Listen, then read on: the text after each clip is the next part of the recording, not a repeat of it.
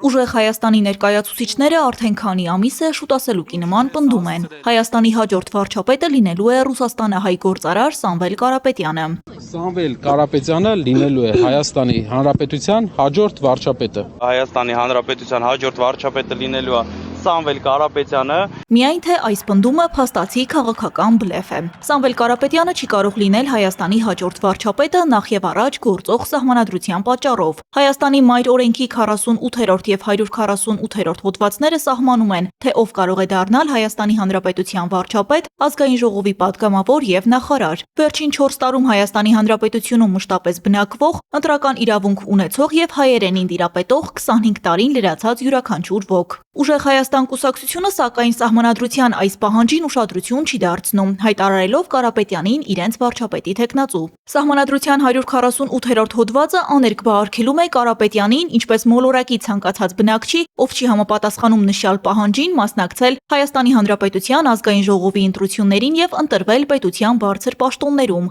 Սամվել Կարապետյանը, ինչպես հայտնի է, երկքաղաքացի է։ Նա ունի միաժամանակ եւ Ռուսաստանի Դաշնության եւ Կիպրոսի քաղաքացիություն։ Հետևաբար գործող սահմանադրության համաձայն եւ ազգային ժողովի այս ընտրությունների արդյունքում նա որևէ կերպ չի կարող դառնալ Հայաստանի Հանրապետության հաջորդ վարչապետ։ Իդեպ վերջին դատական նիստում նա հայտարարեց, որ քանի որ վստահ է իր հաղթանակում, սկսում է քաղաքացիությունից հրաժարման գործընթաց։ Հայաստանի քաղաքացի եմ, Հայաստանի ռեզիդենտ եմ, պետք է եւս երկու անձնագիր, որոնց մասով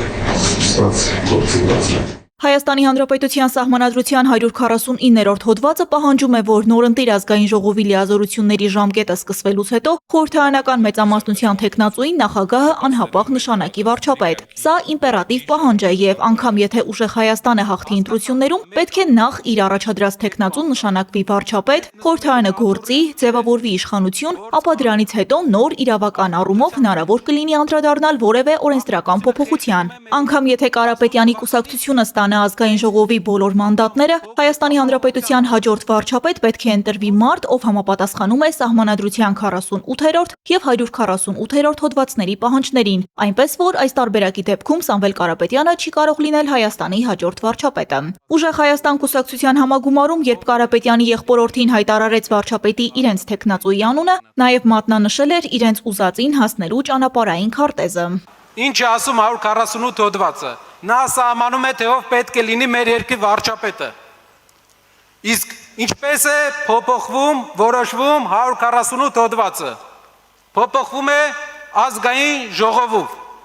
ազգային ժողովի քվեարկությամբ եւ ոչ թե սահմանադրական բարեփոխումներով։ Սահմանադրության 148-րդ հոդվածը փոխելու համար Ուժեղ Հայաստանին հարկավոր է ընտրությունների արդյունքում ստանալ ձայների բացարձակ մեծամասնությունը, խորհրդարանում ունենալով 2/3 ներկայություն, առնվազն 72 մանդատ։ Այդքան է հարկավոր սահմանադրության նշյալ հոդվածը փոխելու համար։ Իսկ եթե Կարապետյանի կուսակցությունը չունենա 2/3 մեծամասնություն, պետք է բանակցություններ վարի քաղաքական մյուս ուժերի հետ։ Սահմանադրության 148-րդ հոդվածը փոփոխելու համար, թե ինչպես կավարտվեն բանակցությունները, այլ հարց է։ Նկատենք, որ ազգային ժողովում հայտնվելու հավակնություններ ունեցող Ռոբերտ Քոչարյանի եւ Գագիկ Ծառուկյանի թիմերը խուսափում են արտահայտվել Կարապետյանի կուսակցության այս նախաձեռնության մասին։ Շատերը նաեւ վստահ չեն, որ ճիշտ է մեկ մարդու համար սահմանադրություն փոխելն ու պետության իրավաքաղաքական հիմքերի վերանայման հարցում վտանգավոր նախադեպ ստեղծելը։ Ավելին, Ծառուկյանը քանիցս հայտարարել է, իր թիմում 3-ից 4 վարչապետի թեկնածուներ ունի։ Իսկ Ռոբերտ Քոչարյանը արդեն երկրորդ անգամ է անձամբ մտնում է ընտրապայքարի մեջ, անկարող լինելով մի կողմ դնել սեփական ամբիցիաները։